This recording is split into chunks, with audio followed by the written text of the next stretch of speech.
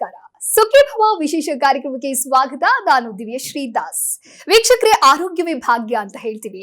ಆದ್ರೆ ಬದಲಾಗ್ತಾ ಇರುವಂತಹ ನಮ್ಮ ಜೀವನದ ಶೈಲಿ ಹಾಗೆ ಆಹಾರದ ಪದ್ಧತಿಯಿಂದ ದಿನನಿತ್ಯ ಆರೋಗ್ಯದ ಸಮಸ್ಯೆ ಅನ್ನೋದು ಹೆಚ್ಚಾಗ್ತಾ ಇದೆ, ಏರಿಕೆ ಆಗ್ತಾ ಇದೆ. ಹಾಗಾಗಿ ನಾವಿವತ್ತು ಕೆಲವು ಆರೋಗ್ಯ ಸಮಸ್ಯೆ ಕುರಿತಂತೆ ಮಾತನಾಡ್ತಾ ಹೋಗ್ತೀವಿ. ಪೈಲ್ಸ್ ಸೇರಿದಂತೆ ಇನ್ನೂ ಕೆಲವು ಆರೋಗ್ಯದ ಸಮಸ್ಯೆಗಳು. ಹಾಗಾಗಿ ಈ ಕುರಿತಾಗಿ ತಿಳಿಸಿಕೊಡಲು ನಮ್ಮ ಜೊತೆಗೆ ತಜ್ಞ ವೈದ್ಯರಿದ್ದಾರೆ. ಇವರು ಪರಮೇಶ್ವರ್ ಸಿಎಂ, ಭಾರತದ ಗಟ್ ಗುರು ಅಂತ ಹೇಳಿ ಖ್ಯಾತರಾಗಿರೋರು.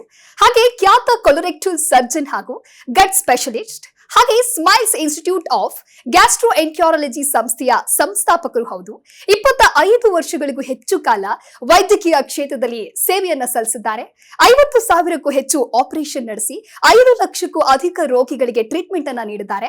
ಹಾಗೆ ಗ್ರಾಮೀಣ ಆರೋಗ್ಯ ಶಿಬಿರಗಳ ಮೂಲಕವೂ ಕೂಡ ಸಾವಿರಾರು ಜನರಿಗೆ ವಿಶೇಷವಾದಂತಹ ವೈದ್ಯಕೀಯ ಸೇವೆಯನ್ನ ತಲುಪಿಸಿದ್ದು, ಹಾಗೆ ಕೊಲೊರೆಕ್ಟಲ್ ಕ್ಯಾನ್ಸರ್ ತಡೆಗಟ್ಟುವಿಕೆ, ಆರಂಭಿಕ ಪತ್ತೆ ಹಾಗೂ ಆರೋಗ್ಯದ ಜಾಗೃತಿಯನ್ನ ಮೂಡಿಸುವಲ್ಲಿ ನಿರಂತರವಾಗಿ ಶ್ರಮಿಸ್ತಾ ಇದ್ದಾರೆ. ಅನೇಕ ಆರೋಗ್ಯ ಸಮಸ್ಯೆಗಳ ಕುರಿತಂತೆ ಮುಕ್ತವಾಗಿ ಮಾತನಾಡುವಂತೆ ಮಾಡಿದ ಆರೋಗ್ಯ ಜಾಗೃತಿಯ ಧ್ವನಿಯಾದಂತಹ ಅನುಭವಿ ತಜ್ಞ ವೈದ್ಯರು ಇವತ್ತು ನಮ್ಮ ಕಾರ್ಯಕ್ರಮದಲ್ಲಿದ್ದಾರೆ. ಸೊ ನಿಮ್ಮೆಲ್ಲ ಪ್ರಶ್ನೆಗಳಿಗೆ ಸರಳವಾದ ಉತ್ತರ ಜೊತೆಗೆ ಪರಿಹಾರವನ್ನ ನೀಡ್ತಾರೆ. Hello doctor, welcome to the show. Thank you madam, thank you very much. Yes doctor, ಇನ್ನು ನಾನು ಆಗ್ಲೇ ಹೇಳ್ತಾ ಇದ್ದೆ, ನಮ್ಮ ಲೈಫ್ ಸ್ಟೈಲ್ ಹಾಗೆ ಫುಡ್ ಡಯಟ್ ಇಂದ ಇತ್ತೀಚೆಗೆ ಸಾಕಷ್ಟು ಆರೋಗ್ಯದ ಸಮಸ್ಯೆ ಅನ್ನೋದು ಇನ್ಕ್ರೀಸ್ ಆಗ್ತಾ ಇದೆ. ಇವತ್ತು ನಾವು ಮಾತನಾಡೋದಕ್ಕೆ ಹೊರಟಿರುವಂತಹ ವಿಚಾರ ಬಂದು ಪೈಲ್ಸ್. ಸೊ ಪೈಲ್ಸ್ ಅಂದ್ರೆ ಏನು ಡಾಕ್ಟರ್? ಮೇಡಮ್, ಪೈಲ್ಸ್ ಅಂದರೆ ಈಗ ನಮ್ಮ ಜನ ಇದ್ದಾರಲ್ಲ, ಗುದದ್ವಾರದಲ್ಲಿ ಅಂದರೆ ಏನೆಲ್ ಕೆನಾಲಲ್ಲಿ ಯಾವುದೇ ರೀತಿಯ ಸಮಸ್ಯೆ ಆದರೆ ಸುಮಾರು 80% ಜನ ಪೈಲ್ಸ್ ಅಂತ ಬರ್ತಾರೆ. ಅಲ್ಲಿ ಬರೀ ಪೈಲ್ಸ್ ಒಂದೇ ಇರಲ್ಲ, ಆ ಪೈಲ್ಸ್ ಜೊತೆಗೆ ಫಿಷರ್ ಇರುತ್ತೆ, ಆ್ಯಪ್ಸಿಸ್ ಅಂದರೆ ಕುರ ಅಂತಾರಲ್ಲ, ಕುರ ಇರುತ್ತೆ, ಫಿಸ್ಟುಲಾ ಇರುತ್ತೆ, ಪಾಲಿಪ್ ಇರುತ್ತೆ, ಕ್ಯಾನ್ಸರ್ ಇರುತ್ತೆ, ಮತ್ತು ಚರ್ಮರೋಗ ಸಂಬಂಧಪಟ್ಟಿಗೆ ಬೇಕಾದಷ್ಟು ಕಾಯಿಲೆಗಳಿರುತ್ತೆ, ಅಲ್ಸರೇಟಿವ್ ಕೊಲೈಟಿಸ್ ಇರುತ್ತೆ, ಕ್ರಾನ್ಸ್ ಡಿಸೀಸ್ ಅಂತ ಕಾಯಿಲೆ ಇರುತ್ತೆ. ಸೊ ಈ ಕಾಯಿಲೆ ಏನೇ ಇದ್ರೂ ಸಹ ಜನಕ್ಕೇನು ರಕ್ತ ಹೋದರೆ ಪೈಲ್ಸ್ ಅಂತ, ರಕ್ತ ಹೋಗೋದೆಲ್ಲ ಪೈಲ್ಸ್ ಅಲ್ಲ. ಹಾಗಾಗಿ ಜನ ಬರೋದು ಇವತ್ತು ನಮ್ಮ ಹತ್ರ 80% ಡಾಕ್ಟರ್ ನಂಗೆ ಪೈಲ್ಸ್ ಆಗಿದೆ ಅಂತ. ಗುದದ್ವಾರದಲ್ಲಿ ಏನೇ ಸಮಸ್ಯೆ ಆದ್ರೂ ಫಸ್ಟ್ ಗೂಗಲ್ ಮಾಡೋದು ಬ್ಲೀಡಿಂಗ್ ಇನ್ ದಿ ರೆಕ್ಟಮ್ ಅಂತ. ಹಾಗಾಗಿ ಸೊ ಪೈಲ್ಸ್ ಅಂದರೆ ಗುದದ್ವಾರದಲ್ಲಿ ಒಂದು ಏನಲ್ ಕ್ವೆಶನ್ಸ್ ಇರುತ್ತೆ, ಅಂದರೆ ರಕ್ತದ ಉಂಡೆಗಳು. ಆ ಪ್ರೆಷರ್ ಆಗಿದಾಗ, ಕಾನ್ಸ್ಟಿಪೇಷನ್ ಆದಾಗ ಆ ಉಂಡೆಗಳು ದಪ್ಪ ಆಗುತ್ತೆ. ಆ ದಪ್ಪ ಆಗದೆ ಪೈಲ್ಸ್ ಅಂತ. ದಪ್ಪಾಗಿ ಒಳಗಿದ್ರೆ ಗ್ರೇಡ್ 1 ಅಂತ, ಹೊರಗಡೆ ಬಂದರೆ ಗ್ರೇಡ್ 2 ಅಂತ, ಹೊರಗಡೆ ಬಂದರೆ ಗ್ರೇಡ್ 3 ಅಂತ ಕೈಯಲ್ಲಿ ಪುಷ್ ಮಾಡ್ತಾರೆ. ಹೊರಗಡೆ ಬಂದು ಹೊರಗೆ ಕೂತ್ಕೊಂಡ್ರೆ ಎಮರ್ಜೆನ್ಸಿ ಗ್ರೇಡ್ 4 ಅಂತ. ಸೊ ಈ ರೀತಿ ಗ್ರೇಡ್ 4 ಪೈಲ್ಸ್ ಅಂತ ಕರಿತೀವಿ. ನೆಕ್ಸ್ಟು ಮೋಷನ್ ಗಟ್ಟಿ ಹೋಗಿ ಕ್ರ್ಯಾಕ್ ಆದಾಗ ಅದನ್ನು ಫಿಷರ್ ಅಂತ ಕರಿತೀವಿ. ಆ ಕ್ರ್ಯಾಕ್ ಆದಾಗ ಬರ್ನ್ ಆಗುತ್ತೆ, ಬ್ಲೀಡ್ ಆಗುತ್ತೆ, ಮತ್ತು ಉರಿ ಆಗುತ್ತೆ. ಇದೇ ಥರ ಆ ಕ್ರ್ಯಾಕ್ನ ನೆಗ್ಲೆಕ್ಟ್ ಮಾಡಿದ್ರೆ ಆ ಕ್ರ್ಯಾಕು ಇನ್ಫೆಕ್ಟ್ ಆಗಿ ಅದು ಆ್ಯಪ್ಸಸ್ ಕುರ ಆಗಿ ದೊಡ್ಡದಾಗಿ ಒಂದು ಗಡ್ಡೆ ಆಗಿ ಸ್ವೆಲ್ಲಿಂಗ್ ಆಗಿ ನೋವಾಗತ್ತೆ, ಜ್ವರ ಬರುತ್ತೆ, ಯಾರೂ ಕೂತ್ಕೊಂಡು ಕೆಲಸ ಮಾಡೋಕ್ಕಾಗಲ್ಲ. ಆ ಕುರ ಒಡೆದೋದಾಗ ಅದನ್ನು ಫಿಸ್ಟುಲಾ ಅಂತ ಕರಿತೀವಿ. ಈ ಕುರನ ಕೆಲವರು ಆಸ್ಪತ್ರೆಗೆ ಹೋಗ್ತಾರೆ, ಆಸ್ಪತ್ರೆಗೆ ಹೋದಾಗ ಡಾಕ್ಟರ್ ಅದನ್ನು ಪಸ್ನ ತೆಗಿತಾರೆ. ಪಸ್ನ ತೆಗೆದು ಸುಮಾರು 100 ಜನದಲ್ಲಿ 50 ಜನಕ್ಕೆ ಅದು ಫಿಸ್ಟುಲಾ ಆಗುತ್ತೆ. ಸೊ ಅರ್ಥ ಆಯ್ತಾ? ಈಗ ಬರೀ ಪೈಲ್ಸ್ ಒಂದೇ ಅಲ್ಲ, ಪೈಲ್ಸ್ ಇರುತ್ತೆ, ಫಿಷರ್ ಇರುತ್ತೆ, ಫಿಸ್ಟುಲಾ ಇರುತ್ತೆ, ಕುರ ಇರುತ್ತೆ, ಬೇರೆ ಬೇರೆ ಕಾಯಿಲೆಗಳೆಲ್ಲ ಇರುತ್ತೆ. ಸೊ ನಾನು ಹೇಳೋದು, ಗುದದ್ವಾರದಲ್ಲಿ ಏನೇ ಸಮಸ್ಯೆ ಬಂದರೂ ಅದು ಪೈಲ್ಸ್ ಅಲ್ಲ, ಪೈಲ್ಸ್ ಅಂತ ನೆಗ್ಲೆಕ್ಟ್ ಮಾಡಬೇಡಿ ಅಂತ. ಓಕೆ ಡಾಕ್ಟರ್, ಸೊ ಪೈಲ್ಸ್ ಅಂದ್ರೆ ಎಕ್ಸಾಕ್ಟ್ ಆಗಿ ಏನು ಅನ್ನೋದನ್ನ ತಿಳಿಸ್ಕೊಟ್ಟಿದ್ದೀರಾ. ಇನ್ನು ಸಾಕಷ್ಟು ಜನಕ್ಕೆ ಅದರ ಒಂದು ಎಕ್ಸಾಕ್ಟ್ ಸಿಂಪ್ಟಮ್ಸ್ ಏನು ಅಕ್ಯುರೇಟ್ ಆಗಿ ಗೊತ್ತಾಗ್ತಾ ಇರೋದಿಲ್ಲ. ಸೊ ಸಿಂಪ್ಟಮ್ಸ್ ಬಂದು ಏನು ಡಾಕ್ಟರ್? ಮೇಡಮ್, ಗುದದ್ವಾರದಲ್ಲಿ ಯಾವುದೇ ಒಂಥರ ಮಾಂಸಖಂಡ ಹೊರಗಡೆ ಬಂದು ಒಳಗೋದ್ರೆ, ಗುದದ್ವಾರದಲ್ಲಿ ನೋವಾದರೆ, ಗುದದ್ವಾರದಲ್ಲಿ ಉರಿ ಆದರೆ, ರಕ್ತ ಹೋದಾಗ, ಮೋಷನ್ ಪಾಸ್ ಮಾಡೋದಕ್ಕೆ ಪ್ರೆಷರ್ ಆಗಿದಾಗ, ಮೋಷನ್ ಪಾಸ್ ಮಾಡಿದಾಗ ಇನ್ಕಂಪ್ಲೀಟ್ ಆಗೋದ್ರೆ, ಮೋಷನ್ ಪಾಸ್ ಮಾಡಿದಾಗ ತುಂಬ ಹೊತ್ತು ವಾಶ್ರೂಮಲ್ಲಿ ಕೂತ್ಕೊಳ್ಳೋದು, ಅಂದರೆ 10 ಮಿನಿಟ್ಸ್ಗಿಂತ ಹೆಚ್ಚು ವಾಶ್ರೂಮಲ್ಲಿ ಕೂತ್ಕೊಳ್ಳೋದು, ಮತ್ತು ಬೇದಿ ಆದಾಗ, ಮತ್ತು ಬೇದಿನಲ್ಲಿ ಗೊಣ್ಣೆ ಹೋದಾಗ, ಹೊಟ್ಟೆ ನೋವು ಬಂದಾಗ, ಸಣ್ಣ ಆದಾಗ, ಹೊಟ್ಟೆ ಹಸಿವು ಕಡಿಮೆ ಆದಾಗ, ರಕ್ತ ಬ್ಲ್ಯಾಕ್ ಕಲರ್ ಹೋದಾಗ, ರಕ್ತದಲ್ಲಿ ಬ್ಲೀಡಿಂಗ್ ಆದಾಗ, ಇವೆಲ್ಲವೂ ಇದ್ದರೆ ಕೂಡಲೇ ನುರಿತ ತಜ್ಞರ ಹತ್ರ ಬಂದರೆ ಒಳ್ಳೇದು madam. Okay, so doctor, piles ಅಂದ್ರೆ ಏನು, ಸಿಂಪ್ಟಮ್ಸ್ ಏನು, ಎಲ್ಲವನ್ನ ಕೂಡ ಕ್ಲಿಯರ್ ಕಟ್ ಆಗಿ ತಿಳಿಸ್ಕೊಟ್ಟಿದ್ದೀರಾ. ಬಟ್ ಕಾರಣ ಏನು, ರೀಸನ್ ಏನು ಅಂತ ನೋಡಿದ್ರೆ ಏನ್ ಹೇಳ್ತೀರಾ ಮೇಡಮ್? ನೀವು ಇಂಟ್ರಡಕ್ಷನ್ ಕೊಡ್ಬೇಕಾದ್ರೆ ಹೇಳ್ತಿದ್ರಿ ಇತ್ತೀಚಿನ ದಿನಗಳಲ್ಲಿ ಲೈಫ್ ಸ್ಟೈಲ್ ಕಾಯಿಲೆಗಳು ಹೆಚ್ಚಾಗ್ತಾ ಇದೆ ಅಂತ. ಕರೆಕ್ಟಾ? ಸೊ ಇದಕ್ಕೆಲ್ಲ ಮುಖ್ಯವಾದ ಕಾರಣ ಅಂದರೆ ಮಲಬದ್ಧತೆ, ಅಂದರೆ ಕಾನ್ಸ್ಟಿಪೇಷನ್. ಮಲಬದ್ಧತೆಯೇ ಮೂಲ ಕಾರಣ ಎಲ್ಲ ಕಾಯಿಲೆಗಳಿಗೂ ಗುದದ್ವಾರದಲ್ಲಿ ಮತ್ತು ಗುದದ್ವಾರದಿಂದ ಮೇಲೆ. ಇನ್ನು ಮಲಬದ್ಧತೆ ಯಾಕಾಗತ್ತೆ? ಸುಮಾರು 72% ಜನ ಇಂಡಿಯಾದಲ್ಲಿ ಲೈಫ್ ಸ್ಟೈಲ್ ಕಾನ್ಸ್ಟಿಪೇಷನ್ ಅಂತ, ಅಂದರೆ ನಿದ್ದೆ ಮಾಡಲ್ಲ, ನೀರು ಕುಡಿಯಲ್ಲ, ನಾರು ತಿನ್ನಲ್ಲ, ಆಮೇಲೆ ಹೆಚ್ಚಾಗಿ ಫಿಸಿಕಲ್ ಆ್ಯಕ್ಟಿವಿಟಿ ಇರಲ್ಲ, ಒಂದೇ ಕಡೆ ಕೂತು ಕೆಲಸ ಮಾಡ್ತಿರ್ತಾರೆ, ಸೆಡೆಂಟ್ರಿ ಲೈಫ್ ಸ್ಟೈಲ್, ಅಂದರೆ ತುಂಬ ಹೊತ್ತು ಕೂತು ಒಂದೇ ಕಡೆ ಇರೋದು, that is called as new smoking ಅಂತ. ಸೊ ಆಮೇಲೆ ಸ್ಮೋಕ್ ಮಾಡೋದು, ಆಲ್ಕೋಹಾಲ್ ತೊಳೋದು, ಇದೆಲ್ಲ ಲೈಫ್ ಸ್ಟೈಲ್ ಕಾನ್ಸ್ಟಿಪೇಷನ್. ಸೊ ಇವೆಲ್ಲ ಲೈಫ್ ಸ್ಟೈಲಿಂದ ಬರೋ ಕಾಯಿಲೆಗಳು. ಎರಡನೇದು, ಇಂಡಿಯಾದಲ್ಲಿ ಸುಮಾರು 22% ಜನಕ್ಕೆ ಮಲಬದ್ಧತೆ ಇದೆ, constipation, which has to be treated, ಅಂದರೆ ಅದಕ್ಕೆ ಟ್ರೀಟ್ಮೆಂಟ್ ಕೊಡಬೇಕು. ಲೈಫ್ ಸ್ಟೈಲು ಬದಲಾವಣೆ ಮಾಡಿಕೊಂಡ್ರೆ ಸಾಕು. ಬಟ್ ಈ 22% ಜನ ಇದ್ದಾರಲ್ಲ, ಇವರಿಗೆ ಟ್ರೀಟ್ಮೆಂಟ್ ಕೊಟ್ಟರೆ ಮಾತ್ರ ಆ ಮಲಬದ್ಧತೆ ವಾಸಿಯಾಗೋದು. ಓಕೆ ಡಾಕ್ಟರ್, ಮಲಬದ್ಧತೆಯ ಬಗ್ಗೆಯೂ ಕೂಡ ನೀವು ಎಕ್ಸ್ಪ್ಲೈನ್ ಮಾಡ್ತಾ ಇದ್ರಿ ಈಗ. ಬಟ್ ಆಗ್ತಾ ಇರುವಂತಹ ಒಂದು ಅಬ್ಸರ್ವೇಷನ್ ನೋಡಿದ್ರೆ ಅಥವಾ ಸ್ಟ್ಯಾಟಿಸ್ಟಿಕಲ್ ಡಾಟಾವನ್ನ ನಾವು ಅಬ್ಸರ್ವ್ ಮಾಡಿ ನೋಡಿದಾಗ ಹೆಚ್ಚಾಗಿ ಮಲಬದ್ಧತೆ ಅನ್ನೋದು ಮಹಿಳೆಯರನ್ನ, ಹೆಣ್ಣು ಮಕ್ಕಳನ್ನ ಬಿಟ್ಟು ಬಿಡದೆ ಕಾಡ್ತಾ ಇದೆ. ಸೊ ಇದಕ್ಕೆ ರೀಸನ್ ಏನು ಡಾಕ್ಟರ್? ಮೇಡಮ್, ಫಸ್ಟ್ ಹೇಳ್ತೀನಿ ನಾನು ಮಲಬದ್ಧತೆ ಅಂದರೆ ಏನು ಅಂತ, ಆಮೇಲೆ ಮಹಿಳೆಯರಿಗೆ ಮಲಬದ್ಧತೆ ಯಾಕೆ ಅಂತ ಹೇಳ್ತೀನಿ. ಮೇಡಮ್, ಮಲಬದ್ಧತೆ ಅಂದರೆ ಜನ ಒಂದ್ಸರಿ ಹಾರ್ಟ್ ಸ್ಟೂಲ್ ಹೋದ್ರೆ ಅದನ್ನ ಮಲಬದ್ಧತೆ ಅಂತಾರೆ. ಇಂಡಿಯಾದಲ್ಲಿ ಎಲ್ಲರೂ ಸಹ 147 ಕೋಟಿ ಜನ ಜೀವನದಲ್ಲಿ ಒಂದ್ಸಲಿ ಆದರೂ ನನಗೆ ಮಲಬದ್ಧತೆ ಇದೆ ಅಂತ ಹೇಳ್ತಾರೆ, ನನಗೆ ಕಾನ್ಸ್ಟಿಪೇಷನ್ ಆಗಿದೆ ಅಂತಾರೆ. ನಿಜನ ಸುಳ್ಳು? ಹಾಂ. ಸೊ ಫಸ್ಟ್ ಮಲಬದ್ಧತೆ ಮೇಡಮ್, ಒಂದು ಟೈಪ್ ಆಫ್ ಮಲಬದ್ಧತೆ ಕಾರಣ ಇಲ್ಲದೇನೆ ಬರೋದು, ಅದನ್ನು IBS ಅಂತ ಕರಿತೀವಿ, ಇರಿಟೇಬಲ್ ಬೌಲ್ ಸಿಂಡ್ರೋಮ್ ಅಂತ ಕರಿತೀವಿ. ಎರಡನೇ ಮಲಬದ್ಧತೆ ಏನಾಗುತ್ತೆ ಅಂತ ಹೇಳಿದ್ರೆ, ಮೋಷನ್ಗೆ ಹೋದಾಗ ವಾಶ್ರೂಮಲ್ಲಿ ಕೂತ್ಕೊಂಡು 5 ರಿಂದ 10 ನಿಮಿಷದಲ್ಲಿ ಹೊರಗಡೆ ಬರ್ಬೇಕು ಮೇಡಮ್. ಇಲ್ಲೇನಾಗುತ್ತೆ, ಮೋಷನ್ಗೆ ಹೋಗ್ಬೇಕಾದ್ರೆ ಇಲ್ಲಿಂದ ಪುಷ್ ಮಾಡ್ತೀವಿ, ಗುದದ್ವಾರ ಓಪನ್ ಆಗಬೇಕು, ಇಲ್ಲಿಂದ ಪುಷ್ ಮಾಡ್ತೀವಿ, ಇದು ಓಪನ್ ಆಗಬೇಕು. ಇಲ್ಲಿ ಏನಾಗುತ್ತೆ ಅಂದರೆ ಪುಷ್ ಮಾಡ್ತಾರೆ, ಇದು ಕ್ಲೋಸ್ ಆಗುತ್ತೆ. ಇದು ಕ್ಲೋಸ್ ಆದಾಗ ಪ್ರೆಷರ್ ಆಗ್ತಾರೆ, ಪ್ರೆಷರ್ ಆಗಿದಾಗ ಪೈಲ್ಸ್ ಆಗುತ್ತೆ, ಫಿಷರ್ ಆಗುತ್ತೆ, ಫಿಸ್ಟುಲ್ ಆಗುತ್ತೆ, ಆಪ್ಸಸ್ ಆಗುತ್ತೆ. ಅರ್ಥ ಆಯ್ತಲ್ವಾ? ಇನ್ನೊಂದು ಟೈಪ್ ಆಫ್ ಮಲಬದ್ಧತೆ ಏನು ಅಂತ ಹೇಳಿದ್ರೆ, ಸಡನ್ನಾಗಿ ಬರೋವಂಥದ್ದು, ಆರಾಮಾಗಿರ್ತಾರೆ, ಸಡನ್ನಾಗಿ ಒಂದನೇ ಇದ್ದಕ್ಕಿದ್ದಂಗೆ ಕಾನ್ಸ್ಟಿಪೇಷನ್. ಅದು ಯಾಕಾಗುತ್ತೆ ಅಂತ ಹೇಳಿದ್ರೆ, ನಮ್ಮ ಕೊಲಾನ್, ದೊಡ್ಡ ಕರಳಲ್ಲಿ, ಲಾರ್ಜ್ ಇಂಟೆಸ್ಟೈನಲ್ಲಿ ಕ್ಯಾನ್ಸರ್ ಇದ್ದಾಗ ಬೆಳೀತಾ ಬೆಳೀತಾ ಬೆಳೆದು ಕಂಪ್ಲೀಟ್ ಬ್ಲಾಕ್ ಆದಾಗ ಸಡನ್ನಾಗಿ ಮಲಬದ್ಧತೆ ಬರುತ್ತೆ. ಅರ್ಥ ಆಯ್ತಲ್ವಾ? ಸೊ ಫಸ್ಟ್ ಮಲಬದ್ಧತೆ ಮಾತ್ರೆಯಲ್ಲಿ ವಾಸಿ ಮಾಡ್ಬೋದು, ಎರಡನೇ ಮಲಬದ್ಧತೆ ಫಿಸಿಯೋಥೆರಪಿ ಮುಖಾಂತರ ವಾಸಿ ಮಾಡ್ಬೋದು, ಕ್ಯಾನ್ಸರ್ ಮಲಬದ್ಧತೆ ಕ್ಯಾನ್ಸರ್ಗೆ ಚಿಕಿತ್ಸೆ ಕೊಡಬೇಕು. ನೀವು ಕೇಳಿದ್ದು ವಿಶೇಷವಾಗಿ ಹೆಣ್ಣು ಮಕ್ಕಳಲ್ಲಿ ಮೇಡಮ್, ಹೆಣ್ಣು ಮಕ್ಕಳಲ್ಲಿ ಅದರಲ್ಲೂ ಸಹ ಡೆಲಿವರಿ ಆದ ನಂತರ ತಾಯಂದಿರು ಬರೋ ಒಂದು ಮಲಬದ್ಧತೆ ಒಂದು ವೆರೈಟಿ ಇದೆ ಮೇಡಮ್. ಅದೇನು ಅಂತ ಹೇಳಿದ್ರೆ, ಇವತ್ತು ಇಂಡಿಯಾದಲ್ಲಿ ಫಸ್ಟ್ ಜನ್ರೇಷನ್ ಏನಾಯಿತು, ನಾವೆಲ್ಲ ಮನೇಲಿ ಹುಟ್ಟಿದ್ವಿ ಮೇಡಮ್.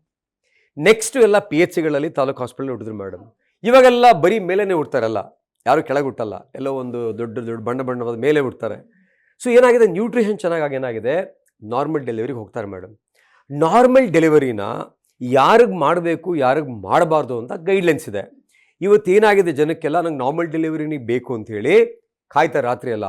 ಆ ನಾರ್ಮಲ್ ಡೆಲಿವರಿ ಮಾಡಬೇಕಾದ್ರೆ ಮಗು ದೊಡ್ಡದಾಗಿದ್ದಾಗ, ತಾಯಿ ಕುಳ್ಳಕ್ಕಿದ್ದಾಗ, ಈ ಪೆಲ್ವಿಸ್ ಇದೆಯಲ್ಲ ಈ ಭಾಗ ಭಾಳ ನ್ಯಾರೋ ಇದ್ದಾಗ ಏನಾಗುತ್ತೆ, ಪುಷ್ ಮಾಡಿ ಅಂತ ಪುಷ್ ಮಾಡ್ತಾರೆ ಮೇಡಮ್. ಆ ಪುಷ್ ಮಾಡಿದಾಗ ಏನಾಗುತ್ತೆ, ಗುದದ್ವಾರ ಮೋಷನ್ಗೆ ಹೋಗೋ ಜಾಗ ಕೆಳಗೆ ಬರುತ್ತೆ, ಮುಂದೆ ಮೂತ್ರಕೋಶ ಕೆಳಗೆ ಬರುತ್ತೆ. ಮೋಷನ್ಗೆ ಹೋಗೋ ಜಾಗ ಕೆಳಗೆ ಬಂದಾಗ ಏನಾಗುತ್ತೆ, ತಾಯಿ ಡೆಲಿವರಿ ಆದ ನಂತರ ಮೋಷನ್ ಪಾಸ್ ಮಾಡಬೇಕಾದ್ರೆ ಮೋಷನ್ ಬ್ಲಾಕ್ ಆಗುತ್ತೆ, ಸ್ಟಕ್ ಆದಂಗೆ ಆಗುತ್ತೆ, ತಡೆದಂಗೆ ಆಗುತ್ತೆ. ಅವಾಗ ಏನು ಮಾಡ್ತಾರೆ ತಾಯಿ, ಈ ರೀತಿ ಮುಂದೆ ಹೋಗೋದು, ಹಿಂದೆ ಹೋಗೋದು, ರೈಟ್ಗೆ ಹೋಗೋದು, ಲೆಫ್ಟ್ಗೆ ಹೋಗೋದು, ಮುಂದೆ ಪ್ರೆಷರ್ ಹಾಕೋದು, ಹಿಂದೆ ಪ್ರೆಷರ್ ಹಾಕೋದು, ಕೆಲವರು ಬೆರಳಾಕಿ ತೆಗೆದು, ಕೆಲವರು ರೀತಿ ಪ್ರೆಸ್ ಮಾಡೋದು, ಪೌಡ್ರು, ಸಿರಪ್ಪು, ಮೊಸರು, ಬೆಣ್ಣೆ, ಮಜ್ಜಿಗೆ, ಹೊಟ್ಟೆ ಮೇಲೆ ಎಣ್ಣೆ ಹಾಕ್ಕೊಳ್ಳೋದು, ಬರೆಯಲ್ಲಿ ಕೆಲವರು ಬಂದಿರ್ತಾರೆ, ಬರೆ ಹಾಕ್ಕೊಂಡು ಬಂದಿರೋದು, ಡಾಕ್ಟ್ರುಗಳ ಹತ್ರ ಹೋಗೋದು, ಏನು ಮಾಡಿದ್ರು ಅವರಿಗೆ ಸಮಸ್ಯೆ ಪರಿಹಾರ ಸಿಕ್ಕಿರಲ್ಲ. ಈ ರೀತಿಯಾಗಿ ಒಂದು ತಾಯಿ 10 ವರ್ಷ, 20 ವರ್ಷ, 30 ವರ್ಷ, 40 ವರ್ಷಗಳ ಕಾಲ ಸಫರ್ ಮಾಡಿ ಕೆಲವರು ಮೊಮ್ಮಕ್ಕಳ ಜೊತೆ ಬರ್ತಾರೆ, ನಮ್ಮ ಅಪ್ಪ ಹುಟ್ಟಿದಾಗ ಈ ಸಮಸ್ಯೆ ಆಯ್ತಂತೆ ಅಂತ ಹೇಳಿ. ಅರ್ಥ ಆಯ್ತಲ್ವಾ? ಸೊ ನನ್ನ ತಾಯಿಗೂ ಸಮಸ್ಯೆ ಇದೆ. ಸೊ ಇದು ನಾರ್ಮಲ್ ಡೆಲಿವರಿ ಆದ್ಮೇಲೆ ಬರುವಂತ ಸಮಸ್ಯೆ ಮೇಡಮ್. ಮಲಬದ್ಧತೆಯ ಬಗ್ಗೆ ತಿಳಿಸ್ಕೊಡ್ತಾ ಇದ್ರಿ, ಆದ್ರೂ ಕೂಡ ಸಾಕಷ್ಟು ಜನಕ್ಕೆ ಒಂದಿಷ್ಟು ಗೊಂದಲಗಳಿರುತ್ತೆ. ಹಾಗಾದ್ರೆ ಇದು ಮಲಬದ್ಧತೆ ಹೌದಾ ಅಲ್ವಾ ಅಂತ ಹೇಗೆ ಕಂಡುಹಿಡಿಯೋದು, ಅದರದ್ದೇ ಆಗಿರುವಂತ ಸಿಂಪ್ಟಮ್ಸ್ ಏನು ಅಂತ? ಮೇಡಮ್, ಮಲಬದ್ಧತೆ ಅಂದ್ರೆ ವಾಶ್ರೂಮ್ ಅಲ್ಲಿ 5ರಿಂದ 7 ನಿಮಿಷ 10 ನಿಮಿಷ ಒಳಗೆ ಬರಬೇಕು. 10 ನಿಮಿಷಕ್ಕಿಂತ ಹೆಚ್ಚು ಕೂತ್ರೆ ಅದು ಮಲಬದ್ಧತೆ. ಎರಡನೇದು, ಎವ್ರಿ ಡೇ ಮೋಷನ್ ಪಾಸ್ ಮಾಡಬೇಕು ಅಥವಾ ಆಲ್ಟರ್ನೇಟ್ ಡೇ ಆದ್ರೂ ಪಾಸ್ ಮಾಡಬೇಕು.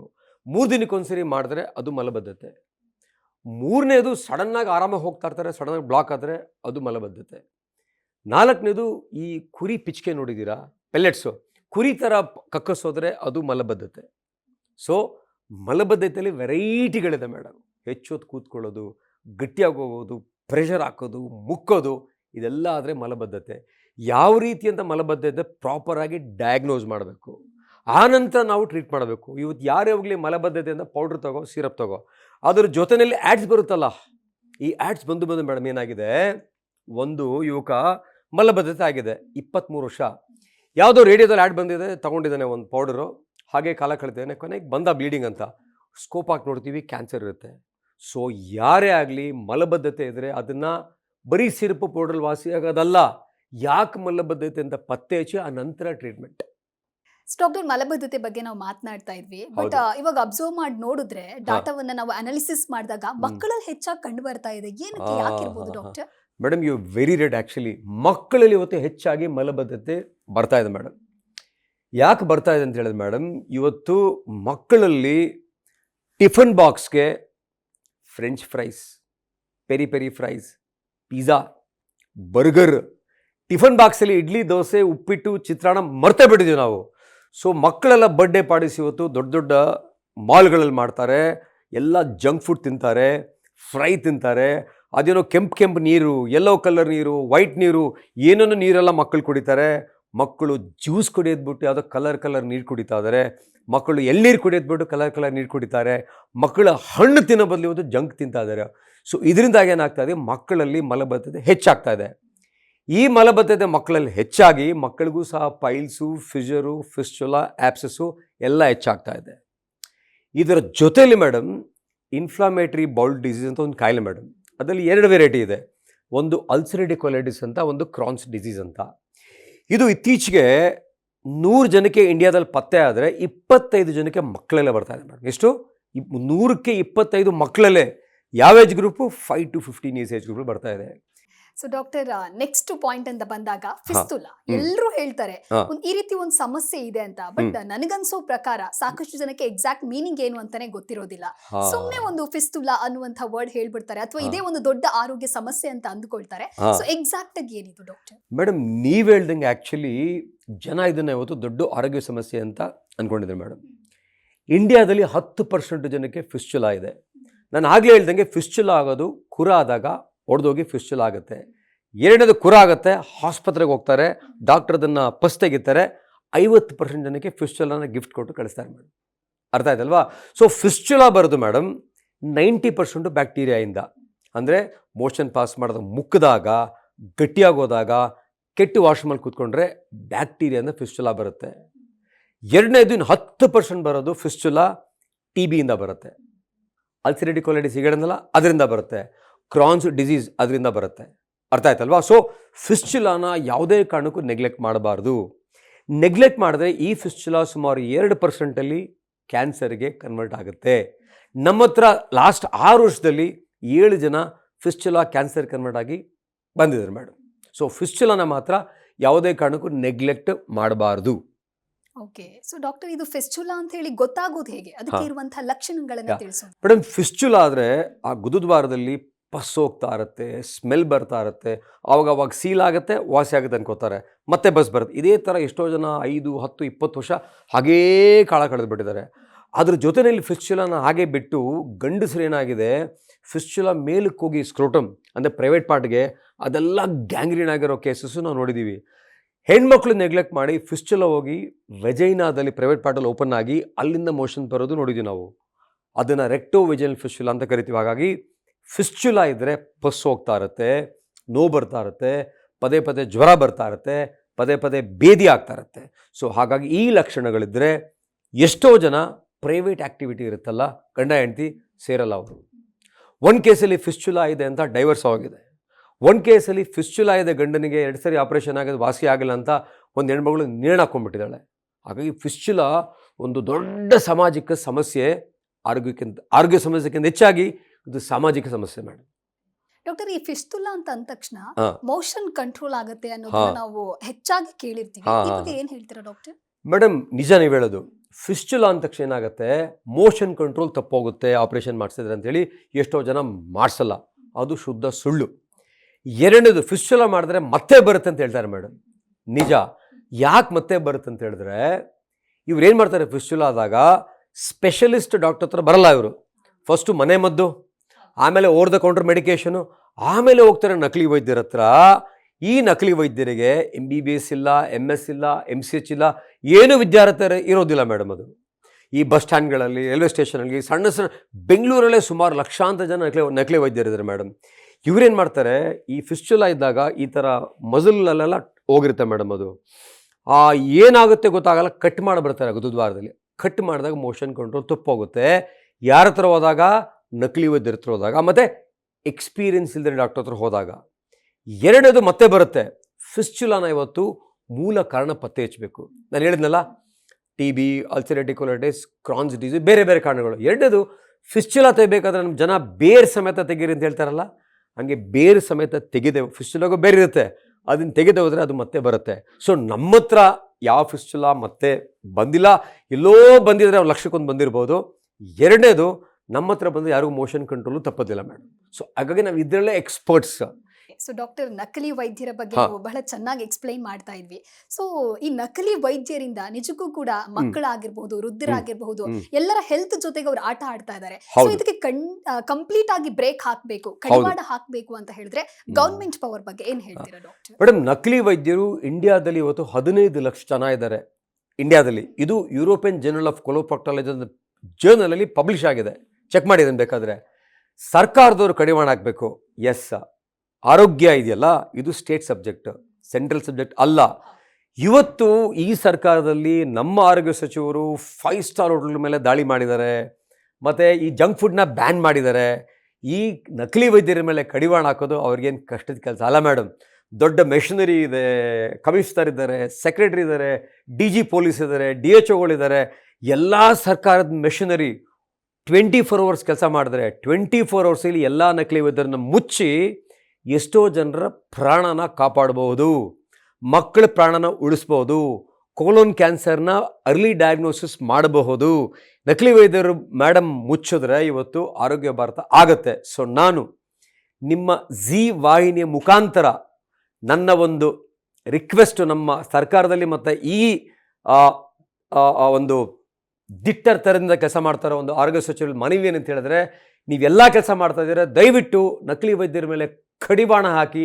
ಹಿಂದೆ ಆರೋಗ್ಯ ಸಚಿವರು ಸ್ಟೇಟ್ಮೆಂಟ್ ಕೊಟ್ಟು ಸುಮ್ಮನೆ ಆಗಿದ್ದಾರೆ, ನೀವು ಕಡಿವಾಣ ಹಾಕಿ 2 ವರ್ಷದಲ್ಲಿ ಮುಗಿಸಿ ಅಂತ ರಿಕ್ವೆಸ್ಟ್ ಮಾಡ್ತಾ ಇದ್ದೀನಿ. ಓಕೆ ಡಾಕ್ಟರ್, ಸೊ ಸಾಕಷ್ಟು ಇನ್ಫಾರ್ಮೇಶನ್ ಬಗ್ಗೆ ತಿಳಿಸ್ಕೊಡ್ತಾ ಇದ್ರಿ, ಸಾಕಷ್ಟು ಟಾಪಿಕ್ಗಳ ಬಗ್ಗೆ ಕುರಿತಾಗಿ ಹೇಳ್ತಾ ಇದ್ರಿ. ಸೊ ಪೈಲ್ಸ್ ಆಗಿರ್ಬೋದು, ಫಿಸ್ಟುಲಾ ಆಗಿರಬಹುದು, ಮಲಬದ್ಧತೆ, ಇದೆಲ್ಲದಕ್ಕೂ ಕೂಡ ಮೇನ್ ರೀಸನ್ ಇವಾಗಲೇ ಹೇಳಿರೋ ಹಾಗೆ ನಮ್ಮ ಲೈಫ್ ಸ್ಟೈಲ್ ಹಾಗೆ ಫುಡ್ ಡಯಟ್. ಸೊ ನಮ್ಮ ಲೈಫ್ ಸ್ಟೈಲ್ನ ನಾವು ಯಾವ ರೀತಿ ಮಾಡಿಫೈ ಮಾಡ್ಕೊಳ್ಬೇಕು ಡಾಕ್ಟರ್, ಏನು ಹೇಳಿ? Madam, very very very simple madam. Actually ಜನ ಎಲ್ಲ ಕಾಂಪ್ಲಿಕೇಟ್ ಮಾಡಿಬಿಡಿದ್ರು ಮೇಡಮ್. ನೆಮ್ಮದಿಯಾಗಿ 6 ರಿಂದ 8 ಅವರ್ ನಿದ್ದೆ, ನಂಬರ್ 1. ನಂಬರ್ 2, ಚೆನ್ನಾಗಿ ನೀರು, 20 kg ಇದ್ದರೆ 1 ಲೀಟ್ರ್ ನೀರು. 3ನೇದು, ಚೆನ್ನಾಗಿ ನಾರು, fibre, fruits, vegetables. Non veg ತಿಂದಾಗ ಚೆನ್ನಾಗಿ ನೀರು ಕುಡಿಯೋದು ಮತ್ತು ಸಲಾಡ್ಸ್ ತೊಗೊಳ್ಳೋದು. ಮತ್ತು ಮೋಷನ್ಗೆ ಹೋದಾಗ ಮೊಬೈಲ್ ತೊಗೊಂಡೋಗಿ ಕ್ಯಾಂಪ್ ಮಾಡೋದಲ್ಲ, ಬಾತ್ರೂಮಲ್ಲಿ ಚಾಟ್ ಮಾಡೋದಲ್ಲ, ವಾಟ್ಸಪ್ ಸೋಷಿಯಲ್ ಮೀಡಿಯಾ ನೋಡೋದಲ್ಲ, ಇನ್ಸ್ಟಾಗ್ರಾಮ್ ನೋಡೋದಲ್ಲ. ವಾಶ್ರೂಮ್ಗೆ ಹೋಗಿ ಡರ್ಟಿನ ಬಿಸಾಕಿ ಬರಬೇಕು, ಅಲ್ಲೇ ಕ್ಯಾಂಪ್ ಹಾಕ್ಬಿಡ್ತಾರೆ ಬಾತ್ರೂಮ್ ಕ್ಯಾಂಪಿಂಗಿಂದ. So physical activity, at least daily 1 hour walk ಮಾಡಿದ್ರೆ ಬರೀ ಪೈಲ್ಸು, ಫಿಸ್ಚುಲಾ ಅಲ್ಲ, ಇದೆಲ್ಲ ಫಾಲೋ ಮಾಡಿದ್ರೆ ಇನ್ನು 10 ವರ್ಷ ಹೆಚ್ಚಾಗಿ ಬದುಕ್ಬೋದು. ಡಾಕ್ಟರ್, ಇನ್ನು ಲೈಫ್ ಸ್ಟೈಲ್ ಬಗ್ಗೆ ನಾವು ಮಾತನಾಡ್ತಾ ಇದ್ದಾಗ ಸಾಕಷ್ಟು ಜನ ಅಂದ್ಕೊಳ್ತಾರೆ, ಜಿಮ್ಗೆ ಹೋಗ್ಬಿಟ್ರೆ ಓಕೆಪಾ ಫಿಟ್ ಅಂಡ್ ಫೈನ್ ಆಗಿದ್ದೀನಿ, ಆರಾಮಾಗಿದ್ದೀನಿ ಅಂತ ಅಂದ್ಕೊಂಡಿರ್ತಾರೆ. ಅದೇ ಒಂದು ಮನೋಭಾವದಲ್ಲಿ ಕೂಡ ಅವರು ಬದುಕ್ತಾ ಇರ್ತಾರೆ, ಲೈಫ್ ಲೀಡ್ ಮಾಡ್ತಾ ಇರ್ತಾರೆ. ಸೊ ಇದ್ರ ಬಗ್ಗೆ ಏನ್ ಹೇಳ್ತೀರಾ doctor? You are totally wrong. ಜಿಮ್ಗೆ ಹೋದ್ರೆ ನಾನು 100 ವರ್ಷ ಬದುಕ್ತೀನಿ, ಶುದ್ಧ ಸುಳ್ಳು ಮೇಡಮ್. IT ಪ್ರೊಫೆಷನಲ್ಸು ಇವರೆಲ್ಲ ಏನು ಮಾಡ್ತಾರೆ, ಬೆಳಗ್ಗೆ 7 o'clock ಲಾಗಿನ್, ಸಾಯಂಕಾಲ 9 o'clock ಲಾಗೌಟ್, ಅದಾದ್ಮೇಲೆ ಜಿಮ್ಮು. ಬೆಳಗ್ಗೆಯಿಂದ ಕೂತಿರ್ತಾರಲ್ಲ, so sitting is new smoking. ಆ ಕೂತಿದ್ದಾಗ ಏನಾಗುತ್ತೆ, ಇಂಟೆಸ್ಟೈನ್ ಎಸ್ ಶೇಪಲ್ಲಿ ಇರುತ್ತೆ ಮೇಡಮ್, ಅಲ್ಲೇ ಲೋಡ್ ಆಗಿ ಆಗಿ ಆಗಿ ಅವರಿಗೆಲ್ಲ ಕೊಲೋನಲ್ಲಿ ಅಲ್ಸರೇಟಿವ್ ಕೊಲೈಟಿಸು, ಕೊಲೋನ್ ಕ್ಯಾನ್ಸರ್ಸು, ಇವೆಲ್ಲ ತುಂಬ ಹೊತ್ತು ಕೂತ್ಕೊಳ್ಳೋದ್ರಿಂದ, ಸ್ಮೋಕ್ ಮಾಡೋದ್ರಿಂದ, ಆಲ್ಕೋಹಾಲಿಂದ ಬರ್ತಾ ಇದೆ. 1 ಅವರ್ ಜಿಮ್ ಮಾಡ್ತೀನಿ 14 ಗಂಟೆ ಕೂತ್ಕೋತೀನಿ ಅದಲ್ಲ. ಪ್ರತಿ 3/4 ಗಂಟೆ 1 ಗಂಟೆಗೆ ಸಣ್ಣ ಬ್ರೇಕು ಪ್ರತಿಯೊಬ್ರು ತಗೋಬೇಕು. ಬರೀ ಅವರೇ ಅಲ್ಲ, ನಮ್ಮ ಶಾಸನಸಭೆ ಕೂತಿರ್ತಾರಲ್ಲ ಅವರೂ ಅಷ್ಟೇ 1 ಅವರ್ಗೆ ಒಂದ್ಸರಿ ಎದ್ದು ಕೂತ್ಕೋಬೇಕು. ಅರ್ಥ ಆಯ್ತಲ್ವಾ? ನಾನು ಯಾಕೆ ಇದನ್ನು ಹೇಳ್ತಿದ್ದೀನಿ ಅಂತ ಹೇಳಿದ್ರೆ, ನಮ್ಮ ಜನಪ್ರತಿನಿಧಿಗಳು ಸಹ ಶಾಸನ ಸಭೆಯಲ್ಲಿ ಹಿಂದೆ ಸೆಷನಲ್ಲಿ ಪೈಲ್ಸು ಫಿಶರು ಅಂತ ತಮಾಷೆ ಮಾಡಿ ಕಿಂಡಲ್ ಮಾಡಿರ್ತಾರೆ. ಅವರೇ ಜವಾಬ್ದಾರಿಯಿಂದ ಮೆಸೇಜ್ ಕೊಡೋರು ಕಿಂಡಲ್ ಮಾಡಿದಾಗ ಇನ್ನು ಜನರ ಕತೆ ಏನಾಗುತ್ತೆ? ಸೊ ಡಾಕ್ಟರ್, ಇನ್ನೊಂದು ಕ್ವಶನ್, ಈ ಮಲಬದ್ಧತೆ ಆಗಿರ್ಬೋದು, ಪೈಲ್ಸ್ ಅಂತ ಬಂದಾಗ ಸಾಕಷ್ಟು ಜನ ಡಾಕ್ಟರ್ನ ಹೋಗಿ ಡಾಕ್ಟರ್ ಕನ್ಸಲ್ಟ್ ಮಾಡೋದಕ್ಕೆ ಒಂದ್ ರೀತಿ ಮುಜುಗರ ಪಡ್ಕೊಳ್ತಾರೆ, ಭಯ ಪಡ್ಕೊಳ್ತಾರೆ. ಸೊ ಇದರಿಂದ ಹೊರಗೆ ಬರೋದು ಹೇಗೆ, ಏನ್ ಹೇಳ್ತೀರಾ ಡಾಕ್ಟರ್ ವೀಕ್ಷಕರಿಗೆ? ಮೇಡಮ್, 2 ಪ್ರಾಬ್ಲಮ್ ಇದೆ ಅಲ್ಲಿ. ಒಂದು ಪ್ರಾಬ್ಲಮ್ ಏನಂದ್ರೆ, ನನಗೆ ಪೈಲ್ಸ್ ಆಗಿದೆ, ನನಗೆ ಫಿಶರ್ ಆಗಿದೆ ಅಂತ ಹೇಳ್ಕೊಳಕ್ಕೆ ನಾಚಿಕೆ, ಸಂಕೋಚ, ಮುಜುಗರ. ನಾನು ಹೇಳಿದ್ನಲ್ಲ, ಜನಪ್ರತಿನಿಧಿಗಳೇ ಒಬ್ರು ದೊಡ್ಡ ಶಾಸಕರು ಒಬ್ರು ಮಂತ್ರಿಗೆ ಹೇಳ್ತಾರೆ ನಿನಗೆ ಪೈಲ್ಸ್ ಆಗಿದೆ ಕೂತ್ಕೊಳ್ಳಪ್ಪ ಅಂತ. ಅವ್ರು ಹೇಳ್ತಾರೆ ನಿನಗೂ ಆಗಿರ್ಬೇಕು, ಚೆಕ್ ಮಾಡಿಸ್ಕೊಂಡು ನೀನು ಅಂತ. ಅವರೇ ತಮಾಷೆ ಮಾಡಬೇಕಾದ್ರೆ ಕಾಲೇಜ್ಗಳಲ್ಲಿ, ಶಾಲೆಗಳಲ್ಲಿ, ಆಫೀಸ್ಗಳಲ್ಲಿ ಪೈಲ್ಸ್ ಆಗಿದ್ರೆ ತಮಾಷೆ ಮಾಡ್ತಾರೆ. ನನ್ನ ಹತ್ರ ಬರ್ತಾರೆ, ಆಪ್ರೇಷನ್ ಮಾಡಿಸ್ಕೋತಾರೆ. ಸರ್ ಒಂದು ವಿಡಿಯೋ ಟೆಸ್ಟ್ ಮೇಲೆ ಕೊಡ್ತೀರಾ ಅಂತ ಹೇಳಿದ್ರೆ, ಸರ್ ದಯವಿಟ್ಟು ಆಗಬೇಡಿ ಸರ್ ಅಂತ. ನನ್ನ ಸೆಲೆಬ್ರಿಟಿಗಳು, ಸ್ಯಾಂಡಲ್ವುಡ್ಡು, ಟಾಲಿವುಡ್ಡು, ಬಾಲಿವುಡ್ಡು, ರಾಜಕಾರಣಿಗಳು ಎಲ್ಲ ಬಂದಿದ್ದಾರೆ ಮೇಡಮ್. ಬಟ್ ಯಾರು ಸಹ ಸರ್ ದಯವಿಟ್ಟು ಯಾರಿಗೆ ಹೇಳ್ಬೇಡಿ ಅಂತಾರೆ. ಡಾಕ್ಟರ್, ಇನ್ನು ಪೈಲ್ಸ್ ಮತ್ತೆ ಈ ಫಿಸ್ತುಲಾ ಅಂತ ಅಂದಾಗ ಸಾಕಷ್ಟು ಜನ ಅಂದ್ಕೊಂಡಿರ್ತಾರೆ ಆಪರೇಷನ್ ಒಂದೇ ಇದಕ್ಕೆ ಪರಿಹಾರ, ಫೈನಲ್ ಸೊಲ್ಯೂಷನ್ ಆಪರೇಷನ್ ಅಂತ ಅಂದ್ಕೊಳ್ತಾರೆ. ಸೊ ಏನ್ ಹೇಳ್ತೀರಾ ಅಂಥವರಿಗೆ? ಮೇಡಮ್, ಪೈಲ್ಸ್ ಸ್ಟೇಜ್ 1 ಬಂದಾಗ ನಾವು ಅದನ್ನ ಲೈಫ್ ಸ್ಟೈಲ್ ಮಾಡಿಫಿಕೇಶನ್ ಟ್ರೀಟ್ ಮಾಡಬಹುದು. ಫಿಸ್ಟುಲಾ 100% ಲೇಸರಲ್ಲಿ ನಾವು ಚಿಕಿತ್ಸೆ ನೀಡಲೇಬೇಕು. ಫಿಶರು ತುಂಬ ನೋವಿದ್ದಾಗ ಬೇರೆ ದಾರಿ ಇಲ್ಲ, ಸರ್ ಆಪರೇಷನ್ ಮಾಡಬೇಡಿ ಅಂತ ಹೇಳ್ತಾರೆ, ಲೇಸರಲ್ಲಿ ಮಾಡ್ಕೊಡ್ತೀವಿ. ಫಿಶರ್ ಕ್ರಾನಿಕ್ ಆದಾಗ ಆಪರೇಷನ್ ಮಾಡಲೇಬೇಕು. ಮತ್ತು ಹೆಣ್ಮಕ್ಳು ಗರ್ಭಿಣಿಯರಲ್ಲಿ ಕಾನ್ಸ್ಟಿಪೇಷನ್ ಆಗಿರ್ತಲ್ಲ, ಅದಕ್ಕೆ ಆಪರೇಷನ್ ಒಂದೇ ಪರಿಹಾರ. ಇನ್ನು ಕ್ಯಾನ್ಸರಿಂದ ಕಾನ್ಸ್ಟಿಪೇಷನ್ ಆಗೋದು ಆಪರೇಷನ್ ಒಂದೇ ಪರಿಹಾರ. ಒಂದು 20% ಪೈಲ್ಸ್ ಇನಿಷಿಯಲ್ ಸ್ಟೇಜಲ್ಲಿ ಬಂದರೆ ಅದನ್ನು ಲೈಫ್ ಸ್ಟೈಲಲ್ಲಿ ಟ್ರೀಟ್ ಮಾಡ್ಬೋದು. ಸಾಮಾನ್ಯವಾಗಿ 85% ಜನ ಬರೋದು ಅಡ್ವಾನ್ಸ್ ಸ್ಟೇಜಲ್ಲಿ, ಲೇಟ್ ಸ್ಟೇಜಲ್ಲಿ. ಆವಾಗ ಆಪರೇಷನ್ ಒಂದೇ ದಾರಿ. ಯಾವ ಆಪರೇಷನ್? ನಮ್ಮ ಆಸ್ಪತ್ರೆಯಲ್ಲಿ ಲೇಸರ್ ಚಿಕಿತ್ಸೆ. ಬೆಳಗ್ಗೆ ಬಂದು ಸಂಜೆ ಹೋಗ್ಬೋದು, ನೆಕ್ಸ್ಟ್ ಡೇ ಕೆಲಸಕ್ಕೆ ಹೋಗ್ತಾ ಇರ್ಬೋದು. ಓಕೆ. ಸೊ ಡಾಕ್ಟರ್, ಇನ್ನು ಸಾಕಷ್ಟು ಜನ ಯಾವುದೇ ಸಮಸ್ಯೆ ಆಗಿರಲಿ ಮನೆ ಮದ್ದೇ ಎಲ್ಲದಕ್ಕೂ ಪರಿಹಾರ ಅಂತ ಅಂದ್ಕೊಂಡ್ಬಿಟ್ಟಿರ್ತಾರೆ. ಈ ರೀತಿಯಾಗಿ ಅವರೇ ಸೆಲ್ಫ್ ಮೆಡಿಕೇಟ್ ಮಾಡ್ಕೊಳ್ಳುವಂಥದ್ದು ಅಥವಾ ಮೆಡಿಕಲಿಗೆ ಹೋಗಿ ಟ್ಯಾಬ್ಲೆಟ್ಸ್ ತಗೊಳ್ಳುವಂಥದ್ದು, ಅವ್ರಿಗೆ ಏನೇನೋ ಒಂದು ಸಿಂಪ್ಟಮ್ಸ್ ಅವರೇ ಅಂದ್ಕೊಂಡು. ಸೊ ಇದು ಯಾವ ರೀತಿಯಾದಂಥ ಸೈಡ್ ಎಫೆಕ್ಟ್ಸ್ಗೆ ಕಾರಣ ಆಗುತ್ತೆ ಡಾಕ್ಟರ್? ಮೇಡಮ್, ಒಬ್ಬರು ರಾಜ್ಯದಲ್ಲಿ IPS ಅಧಿಕಾರಿ ಇರ್ತಾರೆ, ಅವ್ರಿಗೆ ಬ್ಲೀಡಿಂಗ್ ಆಗಿರುತ್ತೆ, ನಮ್ಮ ಹಾಸ್ಪಿಟಲ್ಗೆ ಬರ್ತಾರೆ, ನಾನು ಇರಲ್ಲ ಅವತ್ತು, ಇನ್ನೊಂದು ಡಾಕ್ಟರ್ ನೋಡ್ತಾರೆ, ಅವ್ರಿಗೆ ಬ್ಲೀಡಿಂಗ್ ಆಗಿರುತ್ತೆ, ನಮ್ಮ ಡಾಕ್ಟರ್ ಹೇಳ್ತಾರೆ ಕೊಲೊನೋಸ್ಕೋಪಿ ಮಾಡಿ ಅಂತ. ಅವ್ರು ಏನಾಗುತ್ತೆ ಪಾಪ, ಏನೋ ಹೀಟ್ ಆಗಿದೆ, ಕೋಲ್ಡ್ ಆಗಿದೆ ಅಂತೇಳಿ ಮಜ್ಜಿಗೆ ಮನೆ ಮದ್ದೆಲ್ಲ ಮಾಡ್ತಾರೆ. ಕೊನೆಗೆ ಏನೇನೋ ಆಗಿ ಅವ್ರಿಗೆ ಅಡ್ವಾನ್ಸ್ ಕೊಲೋನ್ ಕ್ಯಾನ್ಸರು ಲೇಟ್ ಸ್ಟೇಜಲ್ಲಿ ಡಯಾಗ್ನೋಸ್ ಆಗಿ 3 ತಿಂಗಳಾಗುತ್ತೆ, ಅವ್ರನ್ನ ಕಳ್ಕೊಂಡು ನಾವು. ಹಾಗಾಗಿ ಮನೆ ಮದ್ದು ತುಂಬ ಡೇಂಜರಸ್ಸು, OTC ಮೆಡಿಕೇಶನ್ಸು ತುಂಬ ಡೇಂಜರಸ್ಸು. ಏನೇ ಸಿಂಪ್ಟಮ್ ಆಗಲಿ ಮೇಡಮ್, ಫಸ್ಟ್ ಹೋಗ್ಬೇಕಾಗಿರೋದು ಡಾಕ್ಟರ್ ಹತ್ರ. ಕೆಮ್ಮಂದರೆ ಕೆಮ್ಮು ಔಷಧಿ ಕುಡಿಯೋದಲ್ಲ, ಜ್ವರ ಬಂದರೆ ಪ್ಯಾರಾಸಿಟಮಾಲ್ ತಗೊಳ್ಳಲ್ಲ. ಜ್ವರ ಯಾಕೆ ಬಂದಿದೆ, ಕೆಮ್ಮು ಯಾಕೆ ಬಂದಿದೆ, ಬ್ಲೀಡಿಂಗ್ ಯಾಕೆ ಆಗ್ತಾ ಇದೆ, ಸುಸ್ತು ಯಾಕೆ ಆಗ್ತಾ ಇದೆ, ಮೂಲ ಕಾರಣ ಪತ್ತೆ ಹಚ್ಚೋದೇ ನಮ್ಮ ಗುರಿ. ಸುಮ್ಮನೆ ಸಿಂಪ್ಟಮ್ಯಾಟಿಕ್ ಟ್ರೀಟ್ಮೆಂಟ್ ಕೊಡೋದು ಅಲ್ಲ. ಸೊ ಮನೆ ಮದ್ದು ಡೇಂಜರಸ್ಸು, ಮೆಡಿಕಲ್ ಸ್ಟೋರ್ಸಲ್ಲಿ ತಾವೇ ಹೋಗಿ ಮೆಡಿಸಿನ್ ತಗೊಳ್ಳೋದು ಡೇಂಜರಸ್. ಓಕೆ. ಸೊ ಡಾಕ್ಟರ್, ಎದುರಾಗ್ತಾ ಇರುವಂಥ ಎಲ್ಲ ಆರೋಗ್ಯದ ಸಮಸ್ಯೆಗಳಿಗೆ ನಾನು ಆಗ್ಲೇ ಹೇಳಿರೋ ಹಾಗೆ ಜನರೇ ಒಂದೊಂದು ಮನೋಭಾವ ಇಟ್ಕೊಂಡಿರ್ತಾರೆ. ಸೊ ಅದೆಲ್ಲದನ್ನ ಹೊರತುಪಡಿಸಿ ನೀವು ನಮ್ಮ ವೀಕ್ಷಕರಿಗಾಗಿ ಆರೋಗ್ಯದ ಕುರಿತಾಗಿ ನೀಡುವಂತ ಸಲಹೆ ಅಂದ್ರೆ ಏನ್ ಹೇಳ್ತೀರಾ ಡಾಕ್ಟರ್? ನಮ್ಮ ಜೀ ವಾಹಿನಿ ವೀಕ್ಷಕರಿಗೆ ನಾನು ಕೊಡೋ ಸಲಹೆ ಏನಂತ ಹೇಳಿದ್ರೆ, ಜೀವನ ಮ್ಯಾನೇಜ್ ಮಾಡೋದು ಭಾಳ ಸುಲಭವಾದ ಕೆಲಸ. ಎಲ್ಲ ಫ್ರೀ, ವಾಕಿಂಗ್ ಫ್ರೀ, ನೀರು ಫ್ರೀ, ಏನೋ ಸ್ವಲ್ಪ ಬಿಡಿಲ್ ಬಿಸಿಸ್ ಕಾಸು ಕೊಡ್ತೀರಾ, ಮತ್ತು ನಿದ್ದೆ ಮಾಡೋದು ಆರಾಮಾಗಿ ಮಾಡ್ಬೋದು, ತರಕಾರಿ ಹಣ್ಣು ಇವೆಲ್ಲ ಸ್ವಲ್ಪ ಚೀಪ್ ಆಗಿರುತ್ತೆ ತಿನ್ಬೋದು. ಸೊ ನೀವು ಇಷ್ಟು ನೋಡಿಕೊಂಡ್ರೆ ವಾಕಿಂಗ್, ನಿದ್ದೆ, ಫೈಬರು, ಫಿಸಿಕಲ್ ಆ್ಯಕ್ಟಿವಿಟಿ ಎಲ್ಲ ಕಾಯಿಲೆಗಳಿಂದ ದೂರ ಇರ್ಬಾರ್ದು. ಸೊ ನಾನು ಹೇಳೋದು ಅಂತ ಹೇಳಿದ್ರೆ, we are what we eat ಅಂತ. ಸೊ ನಾವು ಏನು ತಿಂತೀವೋ ಅದೇ ಆಗಿರ್ತೀವಿ. We are what we think ಅಂತ. ಒನ್ ಫೈನಲ್ ಮೆಸೇಜು, ತಿನ್ನಬೇಕಾದ್ರೆ ಮೈಂಡ್ಫುಲ್ಲಾಗಿ ತಿನ್ನಿ, ಮಾತಾಡಬೇಕಾದ್ರೆ ಮೈಂಡ್ಫುಲ್ಲಾಗಿ ಮಾತಾಡಿ. ಹಾಗಾಗಿ ಆರೋಗ್ಯನೂ ಬರಲ್ಲ, ಜಗಳನೂ ಆಗಲ್ಲ. ಏನು ಹೇಳ್ತಾರಲ್ಲ, ಮಾತು ಬಲ್ಲವನಿಗೆ ಜಗಳವಿಲ್ಲ, ಊಟ ಬಲ್ಲವನಿಗೆ ರೋಗವಿಲ್ಲ. That's it. Okay. Yes doctor, ನಿಮ್ಮ ಹಾಸ್ಪಿಟಲ್ಗೆನೆ ಪೇಷಂಟ್ಗಳು ಯಾಕೆ ಬರಬೇಕು, ರೋಗಿಗಳು ಬರಬೇಕು, ಯಾಕೆ ಬೇರೆ ಹಾಸ್ಪಿಟಲ್ಗಿಂತ ನಿಮ್ದು ಡಿಫ್ರೆಂಟ್ ಅಂತ ಹೇಳ್ಬೋದು, ವಿಭಿನ್ನ ಅಂತ ಹೇಳ್ಬೋದು ಡಾಕ್ಟರ್? ಮೇಡಮ್, ನಮ್ಮ ಹಾಸ್ಪಿಟ್ಲಲ್ಲಿ ನಾವು ಇಡೀ ಪ್ರಪಂಚದಲ್ಲಿ ಇರುವ ಅತ್ಯಾಧುನಿಕ ಒಂದು ಮೆಡಿಕಲ್ ಎಕ್ವಿಪ್ಮೆಂಟ್ ನಮ್ಮ ಆಸ್ಪತ್ರೆಯಲ್ಲಿ ಇದೆ. ಎರಡನೇದು, ಮೆಡಿಕಲ್ ಎಕ್ವಿಪ್ಮೆಂಟ್ಗೆ ಎಮೋಷನ್ಸ್ ಇರಲ್ಲ, ಎಮೋಷನ್ಸ್ ಇರೋದು ನಮಗೆ. ನಮ್ಮ ಹಾಸ್ಪಿಟ್ಲಲ್ಲಿ ಒಂದು ಕನ್ಸಲ್ಟೇಷನ್ನು 30-40 ನಿಮಿಷ ಆಗುತ್ತೆ ಮೇಡಮ್. ವರ್ಲ್ಡ್ ಆ್ಯಾವ್ರೇಜೇ 30-40 ನಿಮಿಷ. ನಮ್ಮ ಹಾಸ್ಪಿಟ್ಲಲ್ಲಿ ಅಷ್ಟು ಟೈಮ್ ಕೊಡ್ತೀವಿ ನಾವು ಒಂದು ಕಾಯಿಲೆನ ಡಯಾಗ್ನೋಸ್ ಮಾಡಲಿಕ್ಕೆ ಮೇಡಮ್. ಎರಡನೇದು, ನಮ್ಮ ಹಾಸ್ಪಿಟ್ಲಲ್ಲಿ ಯಾವುದೇ ಕಾರಣಕ್ಕೂ ಸಹ ಅಗೌರವ ಕೊಡಲ್ಲ ಮೇಡಮ್. ನಮ್ಮ ಹಾಸ್ಪಿಟ್ಲಲ್ಲಿ ಒಂದ್ಸರಿ ಬಂದು ನೋಡಿ, ಪೇಷಂಟ್ ಆಗಲ್ಲ, ವಾಚ್ ಮಾಡೋಕ್ಕೆ. ಸೊ ಲೇಸರ್ ಮುಖಾಂತರ ಲೇಟೆಸ್ಟ್ ಅಡ್ವಾನ್ಸ್ ಟೆಕ್ನಾಲಜಿ ನಮ್ಮ ಹಾಸ್ಪಿಟ್ಲಲ್ಲಿ ಇದೆ ಮೇಡಮ್. ನಮ್ಮ ಹಾಸ್ಪಿಟ್ಲಲ್ಲಿ ಬೇರೆ ಬೇರೆ ದೇಶಗಳಿಂದ ಟ್ರೈನಿಂಗ್ ತೊಗೊಂಡು ಮೆರಿಟ್ ಕಾಲೇಜುಗಳಲ್ಲಿ ಓದಿ ಬಂದಿರೋಂಥ ಡಾಕ್ಟರ್ಸ್ನೇ ನಾವು ರೆಕ್ರೂಟ್ ಮಾಡೋದು ನಮ್ಮಲ್ಲಿರೋದು ಮೇಡಮ್. ಸೊ ನಮ್ಮಲ್ಲಿ ಎಂಪತಿ ಇದೆಯಲ್ಲ, ರೋಗಿಯ ಕಾಲಲ್ಲೋಗಿ ನಿಂತು ಅವ್ರ ಪರವಾಗಿ ನಾವು ಯೋಚನೆ ಮಾಡ್ತೀವಿ ಮೇಡಮ್. ಬಡವರಿಗೆ, ತುಂಬ ಬಡವರಿಗೆ, ಎಷ್ಟೋ ಜನಕ್ಕೆ ಫ್ರೀಯಾಗಿ ಮಾಡಿ ಕಳಿಸಿದ್ವಿ. Super sir, very informative sir. Yeah. So ಸಾಕಷ್ಟು ವಿಚಾರಗಳ ಕುರಿತಂತೆ ನಮ್ಮ ವೀಕ್ಷಕರಿಗಾಗಿ ತಿಳಿಸ್ಕೊಟ್ಟಿದ್ದೀರಾ. Thank you doctor, thank you so much. Thank you so much. Thank you madam. Zee ವಾಹಿನಿಗೆ ನನ್ನ ಹೃದಯಪೂರ್ವಕವಾದ ಧನ್ಯವಾದಗಳು. Thank you very much. ನೋಡಿದ್ರಲ್ವ ವೀಕ್ಷಕರೇ, ನಮ್ಮ ಇವತ್ತಿನ ವಿಶೇಷ ಕಾರ್ಯಕ್ರಮದಲ್ಲಿ ಪೈಲ್ಸ್ ಆಗಿರ್ಬೋದು, ಮಲಬದ್ಧತೆ ಆಗಿರ್ಬೋದು, ಫಿಸ್ತುಲಾ ಕುರಿತಂತೆ ಡಾಕ್ಟರ್ ಈ ಎಲ್ಲ ಆರೋಗ್ಯ ಸಮಸ್ಯೆ ಅಂದ್ರೆ ಏನು, ಯಾವೆಲ್ಲ ಪ್ರಮುಖ ಕಾರಣಗಳಿಂದ ಬರುತ್ತೆ, ಜೊತೆಗೆ ಚಿಕಿತ್ಸಾ ವಿಧಾನ ಯಾವ ರೀತಿಯಾಗಿ ಇರುತ್ತೆ ಅನ್ನುವಂತ ಕಂಪ್ಲೀಟ್ ಇನ್ಫಾರ್ಮೇಶನ್ ನಿಮಗೆ ತಿಳಿಸ್ಕೊಟ್ಟಿದ್ದಾರೆ. ಇದಾಗಿತ್ತು ಈ ಹೊತ್ತಿನ ವಿಶೇಷ. ನೋಡ್ತಾ ಇರಿ ಜಿ ಕನ್ನಡ ನ್ಯೂಸ್, ಸತ್ಯವೇ ಸುದ್ದಿಯ ಜೀವಾಳ.